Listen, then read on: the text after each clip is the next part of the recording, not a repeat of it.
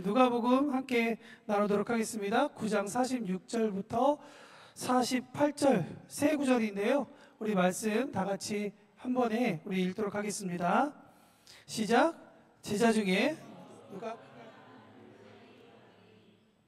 예수께서 그 마음에 변론하는 것을 아시고 어린아이 하나를 데려다가 자기 곁에 세우시고 그들에게 이르시되 누구든지 내 이름으로 어린아이를 영접하면 곧 나를 영접하며 또 누구든지 나를 영접하면 곧 나를 보내신 이를 영접함이라. 너희 모든 사람 중에 가장 작은 그가 큰 자니라. 아멘. 오늘 본문 읽은 말씀은 마태, 마가, 누가 세 복음서에 동일하게 쓰여 있는 그런 내용입니다. 그러니까 복음서에 똑같이 쓰여 있다라고 하면 중요하다라는 것을 여러분 우리가 기억해야겠죠. 그러니까 어떤 말씀을 보면 그냥 사건이 똑같이 기록되는 것도 있는데 어떤 말씀을 보면 세 복음서에 있는 내용을 같이 천천히 읽어가면 그것이 조금 더 그림이 명확하게 보여지는 그런 구절이 있는데, 그런 본문이 있는데 오늘 에피소드가 저는 그런 부분이라고 생각을 합니다. 오늘 우리가 읽은 말씀에 보니까 그냥 46절에 제자들이 그냥 이야기하는 것 같잖아요. 변론했다라고 이야기하는데 마가복음 기록으로 보면 제가 지난주에도 말씀을 나눴지만 이것이 갈릴리라고 하는 그 호수 아래 지역에서부터 이제 갈릴리 북쪽의 가버나움이라고 하는 그 지역까지 조금 먼 거리를 걸어가는 그 길 위에서 일어난 사건입니다. 그러니까 오늘 여기서 점심 먹고 바로 옆에서 그냥 뭐 커피 마시다가 잠깐 일어난 사건이 아니라 그냥 긴 여행을 하던 가운데 일어난 사건이다라고 보면 될 것 같습니다. 그런데 여정 중에 마가복음은 뭐라고 얘기하냐면 이것이 제자들끼리 변론이 있었다라고 이야기를 해요. 그러니까 변론이라고 하는 한 단어를 사용한 거죠. 근데 여러분, 변론이라는 단어는 헬라어로 디알로기스모라는 단어를 번역한 단어인데요. 이것은 무엇이냐면 그냥 아무 얘기를 한 것이 아니라 어떤 목적을 가지고 논의하고 논쟁하고 토론하다, 이런 의미를 가지고 있습니다. 그러니까 제자들 가운데 그냥 일상의 이야기가 아니라 오늘 우리가 읽은 내용은 제자들이 어떤 분명한 목적을 가지고 읽었다라고 마가는 그렇게 기록하고 있는 거예요. 그런데 이 똑같은 내용을 누가는 뭐라고 번역을 했냐면 그냥 논쟁했다라고 하는 것이 아니라 원어상으로 보면 이 한 단어를 두 단어로 표현해 상황을 설명하고 있습니다. 굳이 한국말로 표현하자면 이런 거예요. 논쟁이 들어왔다라고 하는 거예요. 여러분, 논쟁이 있었다라고 하는 것과 논쟁이 들어왔다라고 하는 관점은 조금 다르다라는 것을 우리가 볼 수 있다는 것이죠. 그러니까 조금 더 풀어서 얘기하냐면 제자들이 어떤 내용을 가지고 이야기하고 있었는데 갑자기 논쟁이라는 애가 갑자기 제자들 가운데 들어왔고 그로부터 말싸움이 시작했다라고 하는 것이 오늘 누가가 말하고 있는 그러한 관점이라고 이야기할 수 있을 것 같습니다. 여러분, 누가가 이 사건을 바라보면서 이런 이야기를 하고 있는 것 같아요. 예수님의 제자들임에도 불구하고 그들 가운데 논쟁거리가 들어왔을 땐 그들의 관계들이 어떻게 되고 있는가? 부부간에도 대화 많이 하시잖아요, 그죠? 지금 아내가 없으니 방송하니까 안 되겠구나. 어쨌든 저희도 막 이렇게 일주일 살다 보면 늘 뭐 사랑해, 행복해 막 이런 얘기가 아니라 갑자기 어떤 주제 때문에 조금 말다툼도 하기도 하고 주일 전이니까 빨리 풀어서 이제 정결한 마음으로 교회 가야지 이런 마음도 있긴 있는데 여튼 한 주간 살면서 부부 사이에도 좀 그런 일들이 있거든요. 근데 어떤 대화는 서로의 부부의 관계를 조금 더 친밀하게 만들어주는 이야기가 있는 거죠. 그러니까 어떤 논쟁거리가, 이야기거리가 들어오는 거에 대해서는 저는 문제가 없다고 생각합니다. 근데 그 주제가 들어왔을 때 과연 둘의 관계가 어떻게 되느냐. 근데 오늘 본문 말씀 우리가 읽었지만 그 둘의 관계가 어떻게 되죠? 갈라지게 돼요. 제자들 가운데 싸움이 일어나게 됩니다. 누가가 지금 마가와 마태가 이야기하고 있지 않는 그 관점을 우리에게 지금 이야기해 주고 있다는 겁니다. 갈라놓고 있다라는 것이죠. 저는 우리가 신앙생활하면서 사단이 정말 우리에게 망나니 같은 짓을 많이 하는데 그것 중에 하나가 이런 부분인 거예요. 부부간에 또 형제간에 또 직장 동료 간에 여러 가지 대화를 할 수 있는데 어떤 주제들을 통해서 서로 발전하고 관계가 더 깊어지는 것이 아니라 둘의 관계를 갈라지게 하는 그런 모습들이 있다는 것이죠. 여러분, 예수님의 제자들은 각기 다른 때에 부름을 받았습니다. 그리고 다른 직업을 가지고 그들은 부름을 받았습니다. 그러나 그들은 한 스승을 모시고 3년이라는 시간을 같이 함께 자고 먹고 했던 사람이라는 것이죠. 함께 말씀을 들었고 함께 말씀을 깨닫기도 했습니다. 일상의 기준을 넘는 놀라운 기적도 함께 경험했습니다. 얼마 전에는 갈릴리 바다에서 배가 뒤집어질 것 같은 아주 위험한 상황 가운데서도 제자들은 함께 목숨을 건져냈습니다. 아마 동지에 어려운 시간을 같이 지냈다라고 하는 그러한 무언가의 그 끈끈함이 제자들 사이에 있지 않았나 생각을 합니다. 그리고 그 다음에 우리가 오늘 본문 6, 9장 시작할 때쯤엔 어떤 사건이 일어났느냐, 제자들이 예수님의 이름으로 둘셋 흩어져서 그곳에서 귀신도 제어하고 병도 고치는 그러한 일을 했다는 것이죠. 그 누구보다 더 뜨거운 동료로서 그들은 아마 같이 있었을 것입니다. 그런데 오늘 본문 47절에 보면 어떻게 얘기하고 있느냐, 마가와 마태가 기록하지 않은 한 가지 마음이 누가가 기록하고 있다는 거예요. 사실 누가는 보지 못했습니다만 그 이야기를 보면 어떤 사건인지 우리가 알 수 있을 것 같습니다. 오늘 본문 47절 말씀 우리 주보에도 나와 있는데요, 함께 한번 읽어보실까요? 47절 시작. 예수께서 그 마음에 변론하는 것을 아시고 어린아이 하나를 데려다가 자기 곁에 세우셨다라고 하는 그런 이야기인 거죠. 여러분, 안다라고 하는 단어는 두 가지 동사를 통해서 알 수 있는 것 같아요. 하나는 제가 여기 이태리어를 좀 배우고 있기 때문에 이태리어를 쓰자면, 하나는 꼬노체레라는 단어인 거죠. 하나는 뭐냐면 경험을 통해, 발음이 너무 좀 그랬나요? 네. 하나는 경험을 통해서 알게 되는 그런 것들이죠. 아, 이 사탕은 먹어보니 달구나 라고 하는 그런 부분에서 안다라고 하는 거죠.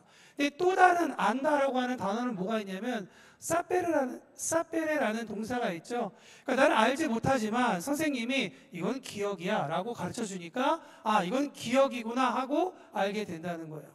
근데 오늘 보면 말씀에 예수님께서 47절에 그 마음에 변론한 것을 아셨다라고 얘기하잖아요. 여러분, 그 아셨다라고 하는 단어는 어떤 의미를 가지고 있냐면 후자의 의미를 가지고 있는 거예요. 그러니까 제자들이 이야기해줘서 알게 되신 것도 아니고, 제자들을 만져서 알게 된 것도 아니고, 예수님은 감각적인 것으로 알게 된 것도 아니고, 그냥 예수님께서 그들의 내면을 바라보셔서 알아차리셨다라고 하는 게 누가의 관점인 거예요. 즉, 제자들 사이에서는 언젠지부터는 모르지만 겉으로는 드러나지 않았지만 자기 중심으로부터는 다른 제자들과 속으로 논쟁하고 있었다는 거예요. 그러니까 뭔가 자기가 함께 하고 있었던 사람들이 조금씩 경쟁자가 되고 있었다는 것이죠. 예수님은 굳이 행동으로 피부에 닿아서 경험해보지 않아도 저들의 마음의 중심을 보시며 이야기하셨다는 거예요. 제가 부목사 생활을 좀 나름 오래 했거든요. 부목사 생활을 오래 하다 보면 부목사들 가운데 보이지 않는 선이라는 게 있습니다. A 권사님이 조금 더 다른 부목사를 챙겨주네 하면 약간 섭섭한 마음이 들기도 하고, 누군가 설교 잘하네 이러면 조금 더 막 올라서는 것 같기도 하고 하는 그런 마음들이 있다는 거죠. 여러분, 남들과 비교하는 것, 더 나아지려고 하는 게 인간의 본성이지 않을까라는 생각이 들기도 하면서, 또 하나는 어떤 생각이 드냐면 원래 인간은 안 그런데 사단의 유혹에 빠져서 사람들이 이렇게 생활하는 건 아닐까라는 생각도 드는 거예요. 여러분, 제가 이 말씀을 정리하다 보니까 하나의 성경의 에피소드가 생각이 났어요. 그건 창세기 3장에 있는 이야기입니다. 창세기 3장에 보면 태초의 여러 가지 사건 중에 사람이 공동체를 시작하는 이야기가 이 창세기 3장에 등장하고 있습니다. 그 전에 보면 1장 27절에 보면 하나님이 사람을 만드셨다. 사람을 만드셨는데 남자와 여자로 만드셨다라고 이야기를 합니다. 그리고 27절에 뭐라고 얘기하냐면 하나 강조하는 이야기를 해요. 그것은 무엇이냐면 하나님의 형상대로 만드셨다는 것 하나, 그리고 다른 하나는 창조되었으되 남자와 여자로 만들었다라고 한 번 더 이야기를 하세요. 그러니까 여러분, 창조되었으되라고 하는 얘기는 무엇을 얘기하고 싶은 거예요? 창조되었다는 것도 강조하고 싶지만 사실 그 뒤에 온 걸 더 강조하고 싶다는 거잖아요. 남자와 여자가 창조되었다. 근데 그 둘이 뭐다? 사람이다라는 것을 강조하고 있다는 것이죠. 정리하면 그 전에 말씀드려야 될 게, 그러면 사람이, 하나님께서 사람을 만들어주신 목적에 대해서 2장 18절에 이야기합니다. 뭐라고 얘기하냐면 에덴 동산에 내가 두겠다. 근데 그곳에서 사람이 할 일은 두 가지다. 뭐죠? 맞습니다. 경작하는 일 하나, 에덴 동산을 지키는 거 하나. 이 두 가지가 필요하다는 거예요. 그러니까 사람은 에덴 동산을 경작하고 지키기 위해 만들어졌다는 거예요. 그 이후에 18절 말씀에 보면 사람이 독처하는 것이 좋지 못하더니 하면서 이제 여자를 만들어내는 이야기가 등장하고 있는 겁니다. 정리해보면 이런 내용이에요. 하나님이 지으신 사람인 남자와 여자의 첫째 목적은 무엇이냐? 에덴 동산을 지키고 경작하는 것이 목적이라는 거예요. 근데 여러분, 그러면 이 이야기는 우리에게 무엇을 얘기해 주냐? 여기서 남자가 해야 할 일과 여자가 해야 할 일이 분명히 나눠져 있다는 것을 성경은 이야기하고 있는 거예요. 여러분, 에덴 동산에서 남자는 무슨 일을 했죠? 그쵸, 맞아요. 약간 우스꽝스러운 이야기를 했죠. 동물 하나를 하나님께서 보내주시면 제가 좀 코가 기네, 그럼 코끼리라고 부를까?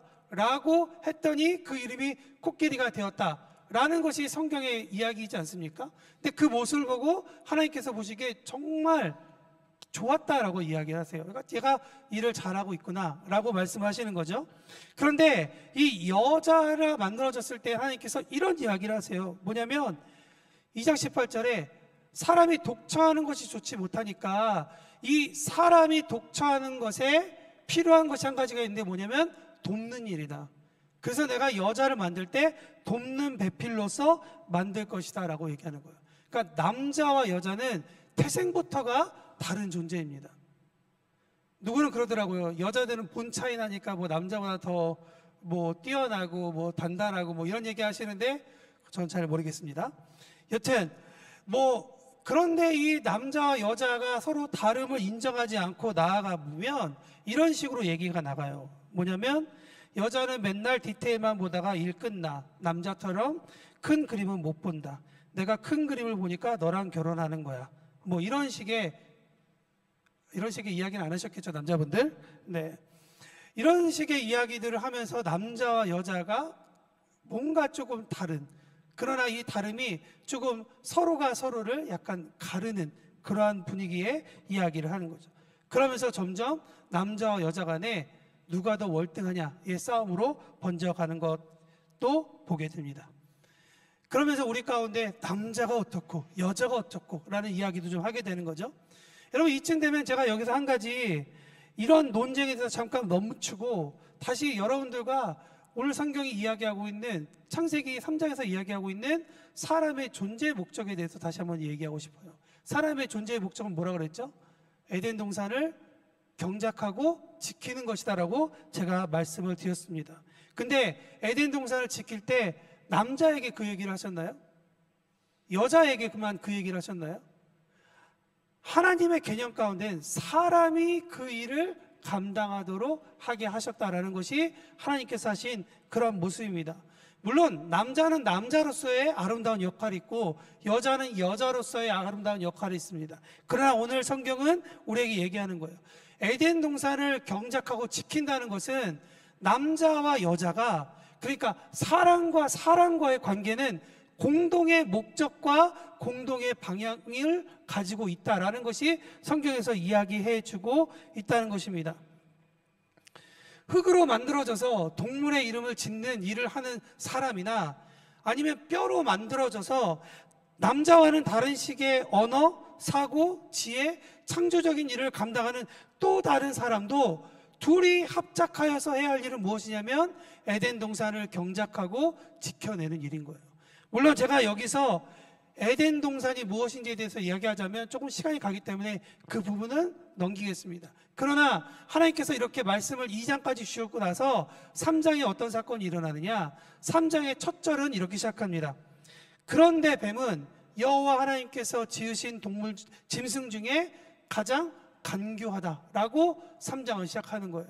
그러니까 여러분, 성경의 이야기 보면 어떤 이야기는 어떤 주제를 이야기하기 전에 그 장의 첫 부분에 어떤 주제를 던져놓고 시작하는 거예요. 근데 오늘 이 창세기 3장의 이야기도 그런 얘기를 하는 것이죠. 여러분, 뱀이 간교하다라고 설명하고 있는데요, 간교하다라는 말은 그 원어적인 의미로 보면 미끄러지다라는 의미예요. 근데 여러분, 미끄러지다라는 말이 좋은 의미입니까? 저는 너무 필요한 단어라고 생각을 합니다. 여러분들 여기 오실 때 대부분 차를 가지고 오셨잖아요. 이 차 안에 엔진 안은 다 쇠로 만들어졌는데 쇠는 쇠끼리 부딪히면 차는 망가집니다. 그래서 엔진 망가지지 말라고 뭐 하죠? 미끄러운 오일을 집어넣습니다. 여러분, 필요한 곳에 오일이 들어가 있으면, 미끄러운 것이 있으면 그것은 너무나 좋은 것입니다. 그런데 오늘 여러분이 예배당에 올라오신 저 계단에 만약에 보이지 않는 오일이 뿌려져 있다고 보십시오. 그러면 얼마나 위험합니까? 중요한 것은 무엇이냐? 그 미끄러운 것이 있어야 할 곳에 있지 않고 다른 곳에 있을 때 너무나도 위험한 존재가 된다는 것을 성경은 이야기해 주고 있는 거예요. 그런데 그 간교한 뱀이 자기가 있어야 할 곳에 있는 것이 아니라 사람과 하나님 사이에 있다 보니까 어떻게 되죠? 하나님께서 사람에게 주신 말씀을 왜곡하여서 하나님의 말씀을 의심하게 하고 떠나가게 하는 죄를 범하도록 유혹했다라는 것이 창세기 3장인 거예요. 사단이 사람을 한 방에 보내야 된다 그러면 여러분, 무엇을 가지고 그 한 방을 날리겠습니까? 그 사람에게 어떠한 부분에 대해서 아무리 이야기를 들어도 그냥 상처를 받지 않고 자기에게 아무 영향이 없는 이야기는 사단도 건드리지 않을 거예요.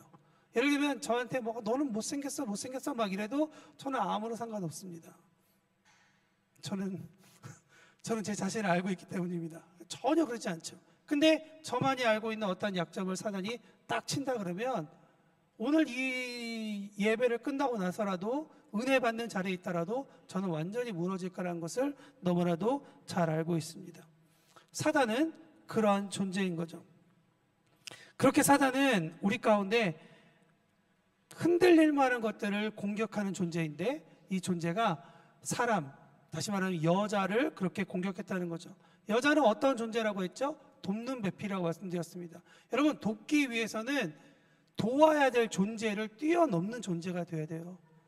그리고 이 존재는 어떤 존재로 만들었냐면 하나님께서 하나님 수준의 이거 돕는 게 좀 필요하겠는데? 라고 생각해서 만들어진 존재가 여자라는 존재입니다. 그러니 이 여자라는 존재는 얼마나 창의적이고 언어가 뛰어나고 바라보는 것들이 너무나 많겠습니까? 근데 그 여자가 조금 더 유혹에 빠지고 나니까 이제 넘어야 할 것은 하나님밖에 안 남는 거예요. 그러니까 사단은 여자를 유혹하여서 자기의 사명과 부르심 거기서 멈추지 않고 더 나아가게 한다는 것이죠. 그래서 하나님과 같이 되는 그 부분을 유혹했다는 것이죠. 그리고 여자 사람은 거기에 넘어가게 됩니다.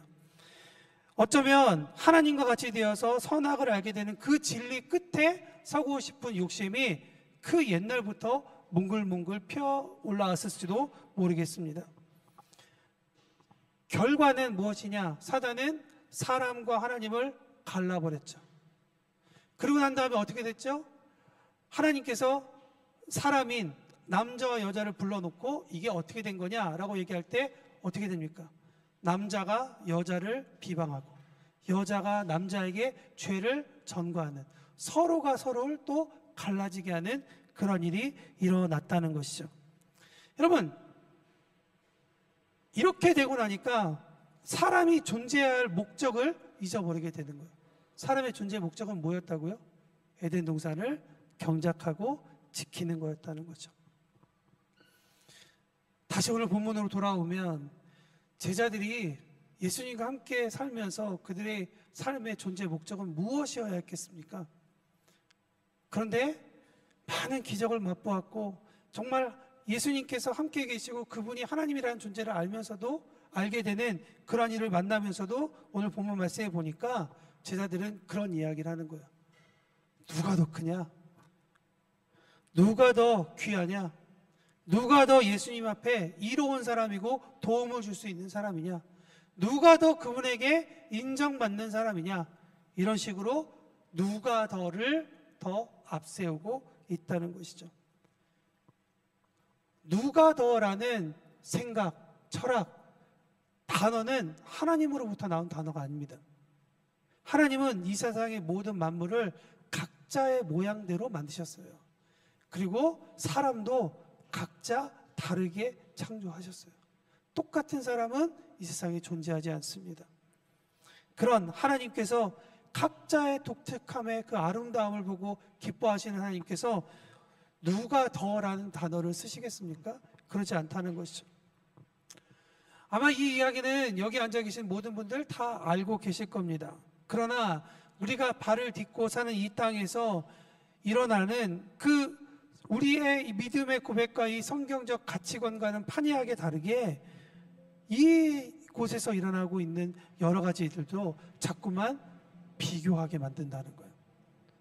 보는 것을 통해 비교하게 하고 듣는 것을 통해 비교하게 된다는 것이죠. 그렇기 때문에 주님께서 우리에게 도전하시는 것은 무엇이냐? 우리 안에 이런 문제가 일어나고 터지고 이것이 계속 우리 가운데 문제로 남게 될 때 이 문제와 함께 싸워야 한다라고 주님께서 말씀하고 있습니다. 여러분, 주님께서 우리에게 이런 것들을 캡처하라고 우리에게 평소에 기독케 하시고 예배케 하신다고 저는 믿습니다. 이런 싸움이 우리 가운데 일 때 어떻게 하라고요? 싸워 이겨내야 되는 거예요. 함께 기도하며 거룩한 싸움을 우리가 해 나아가야 한다는 것입니다. 이것이 바로 신앙생활이라고 저는 생각을 합니다.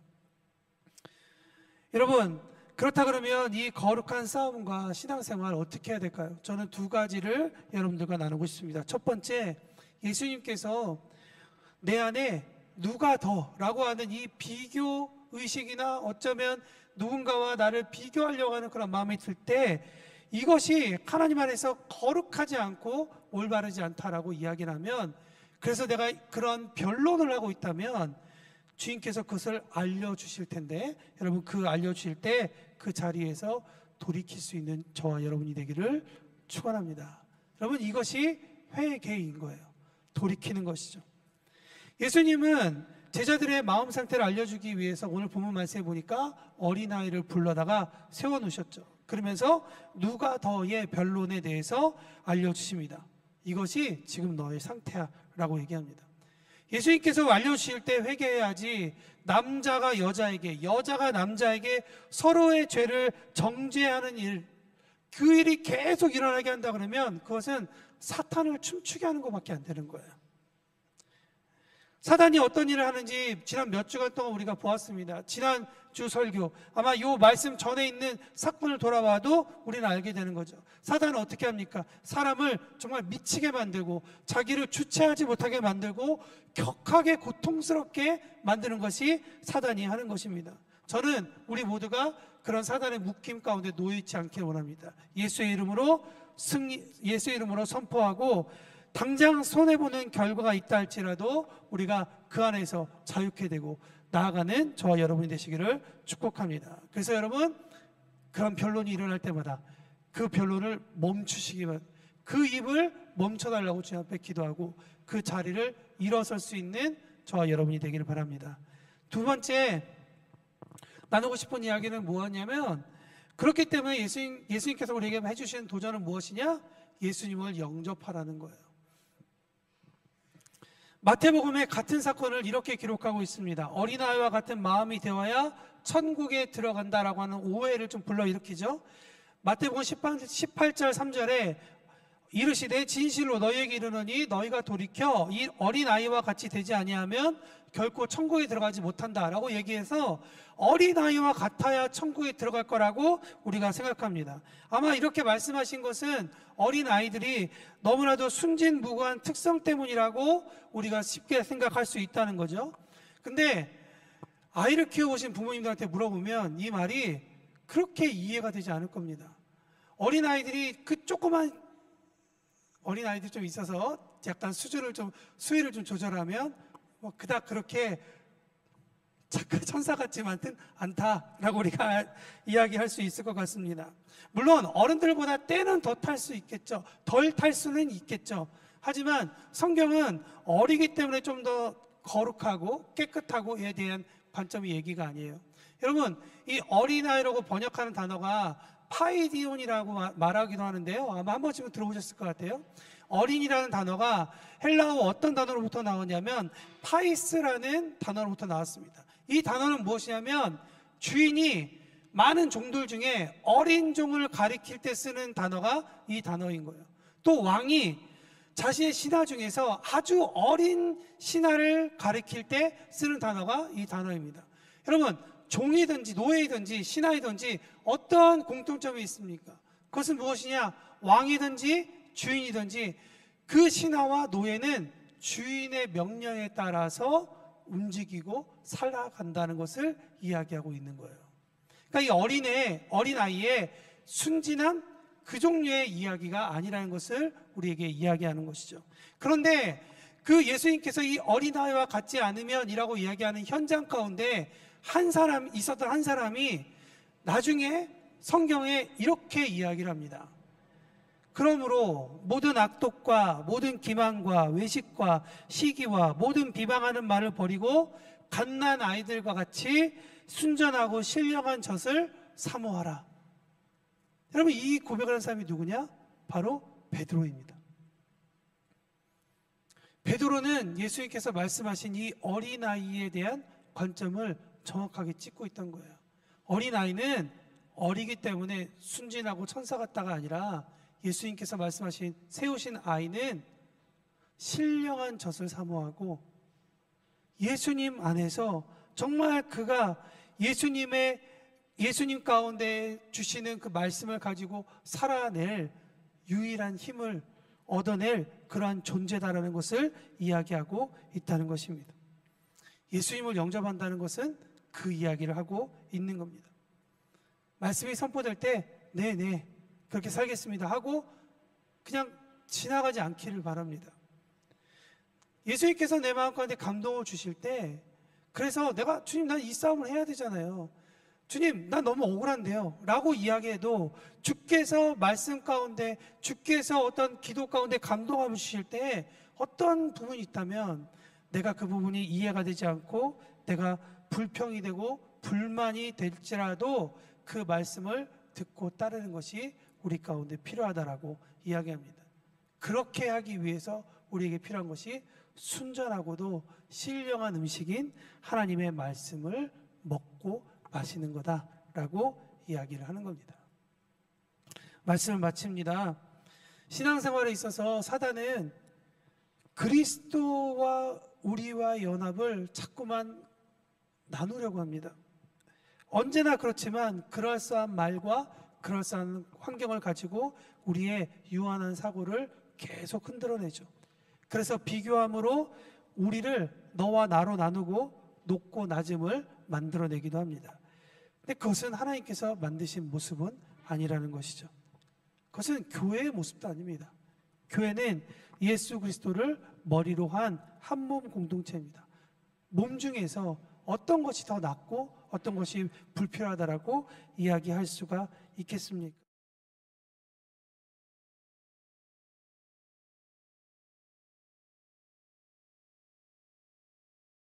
네, 일하시도록 기도하는 것이라고 저는 믿습니다.